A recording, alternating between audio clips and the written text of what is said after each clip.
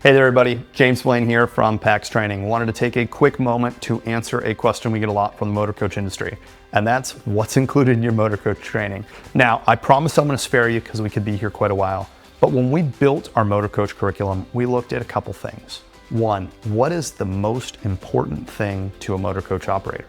The answer is easy, it's safety. But most headaches in the motor coach industry don't come from big accidents. They don't come from big mistakes.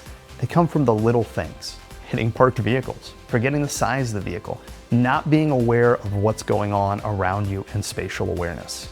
So when we built our curriculum, we took that into account. We cover the important first steps, from pre-trip inspections to post-trip inspections. We cover what's important about vehicle specifics. Look, if your driver gets in a vehicle and they don't know they have to turn on the stairwell light to start it, you might be getting that 3 a.m. call to dispatch. But most importantly, we've taken all these different pieces and put them together. In our 360 driving course, we're focusing on where I started. We're focusing on reducing those small accidents, those small incidents, those little headaches that turn into big headaches over time because they could have been prevented. You've got passenger safety, customer service, all these different elements that have to come together to make it work.